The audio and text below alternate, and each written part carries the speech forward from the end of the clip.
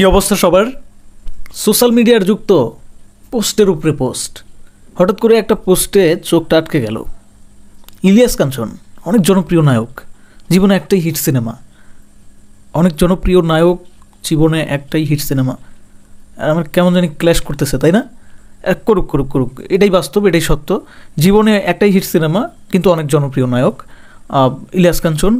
Hit সিনেমার নাম হচ্ছে বেদের মেয়ে জ্যোৎস্না, যেটার রেকর্ড প্রিয়তমা এর আগে ভেঙে দিছিল। না আচ্ছা, অনেক মিশ্র প্রতিক্রিয়া আছে এই ব্যাপারটা নিয়ে। তারপরেও সত্যিকার অর্থে ভেঙেই দিছিল।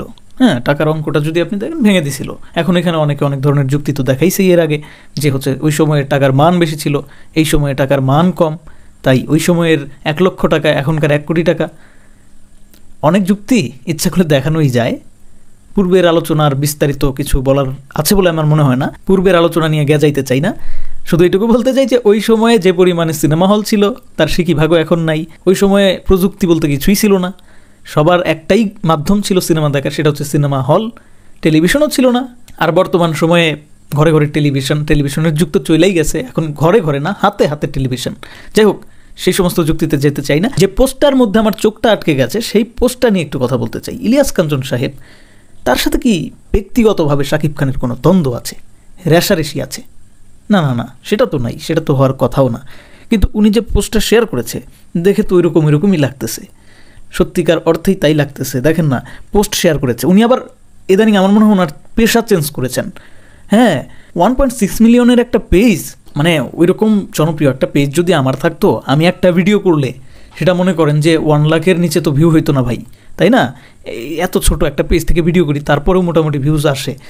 আর উনি এই পেজ থেকে পোস্ট করলে 20 থেকে 50টা করে লাইক আসে। কি আর করবে বেচারা, 20 থেকে 50টা করে লাইক আসে, পোষায় না তো। এই জন্য শাকিব খানের পোস্ট একটা শেয়ার করছে। ওই যে শাকিব খানের পোস্ট শেয়ার করলে তো ভিউ বেশি হয়।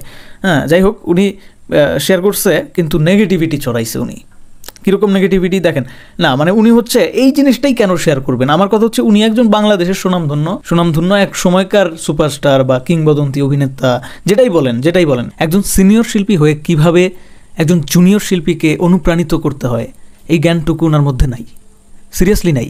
তুফান এত ভালো বিজনেস করলো বাংলাদেশে, ওই সময়ে ভালো বিজনেস করলো, এত আওয়াজ ক্রিয়েট করলো, এত মানুষ প্রশংসা করলো, এত ভালো ভালো রিভিউ আসলো, বহির্বিশ্বের প্রত্যেকটা দেশে ভালো করতেছে। এই যে এত নিউজ হচ্ছে, সেগুলো নিয়ে একটা পোস্টও দিল না সে।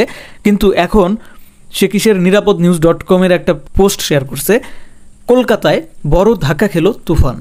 ওনার প্রত্যেকটা পোস্ট ইদানিং উনি মনে হয় যে অ্যাক্টিং বা অন্যান্য কাজ ছেড়ে দিয়ে সাংবাদিকতার পেশা শুরু করেছেন। তা না হলে পরে উনি শুধু নিউজ পোর্টালের পোস্টগুলো শেয়ার করেন, আর কোনো কিছু নাই, আর কোনো আপডেট নাই। একের পর এক শুধু ওই নিরাপদ.news.com পোস্টগুলো উনি শেয়ার করে যাচ্ছেন।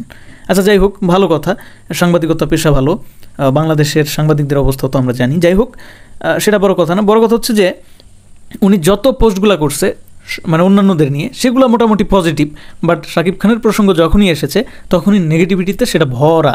হ্যাঁ, এর আগেও দেখেন আরেকটা পোস্ট শেয়ার করছিল শাকিব খানকে নিয়ে, তুফান দেখলো মাত্র 1 জন দর্শক। মানে বুঝেন কি ধরনের মেন্টালিটির মানুষ হইলে এই ধরনের হেডলাইন দেখে সেটাকে পোস্ট করা যায়, সেটাকে শেয়ার করা যায়। মানে এটা বিশ্বাসযোগ্য বিষয় যে তুফান 1 জন দর্শক দেখছে। যদি সেই 1 জন দর্শক দেখেও থাকে, তার মানে সে হয়তো সম্পূর্ণ হল বুকিং দিয়ে তারপরে দেখছে। সেটা তো আরও গর্বের বিষয়, তাই না? কোনো ক্রেজি ফ্যানের কোনো একটা এরকম কাণ্ড হতে পারে।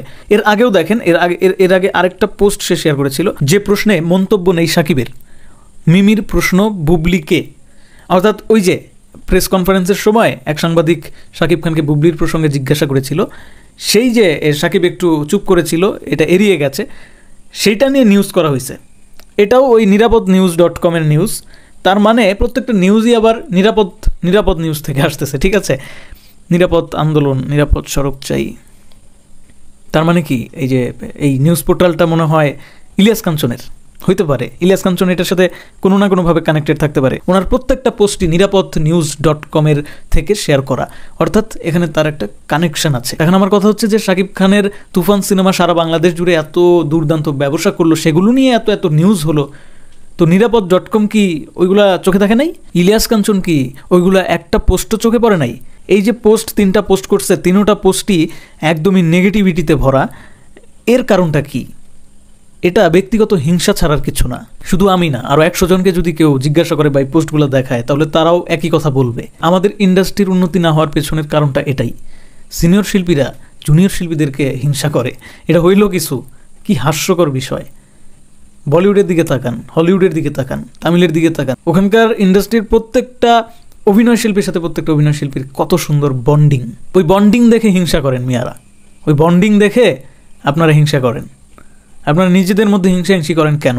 আপনারা চলচ্চিত্র ইন্ডাস্ট্রিকে কি দিতে পেরেছেন? ইলিয়াস কাঞ্চন কি অমিতাভ বচ্চনের চেয়ে অনেক বেশি বয়স? রজনীকান্তর চেয়ে কি ইলিয়াস কাঞ্চন অনেক বেশি বয়স্ক?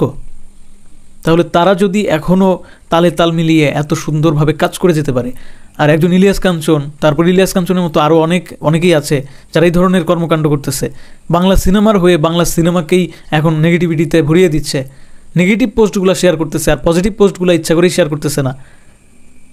এর কারণটা কি? ব্যক্তিগত ইগো কেন? এত ইগো থাকলে আমাদের চলচ্চিত্র ইন্ডাস্ট্রি আগাবে কিভাবে? আপনারা তো হাল ছেড়েই দিছেন, যার হালটা ধরে আছে তাদের পা কেন টেনে ধরতেছেন? এই সমস্ত পোস্ট শেয়ার করছেন, কয়টা লাইক পাইছেন ভাই? 20 থেকে 50টা লাইক পাইছেন, 200-250 লাইক পড়ছে। এটা দিয়ে কি আপনি সারা বিশ্বকে জানাইতে পারবেন যে হচ্ছে তুফান মুখ থুবড়ে পড়ছে, তুফান ব্লকবাস্টার তো দূরের কথা, তুফান দেখছে একজন? এই সমস্ত নিউজ শেয়ার করছেন। ধিক্কার জানাই, একজন সিনিয়র শিল্পী হয়ে জুনিয়রদেরকে অ্যাপ্রিসিয়েট, কংগ্রেচুলেট এগুলো করতে পারলেন না। এটা আপনার জন্য একটা চরম ব্যর্থতা, চরম ব্যর্থতা।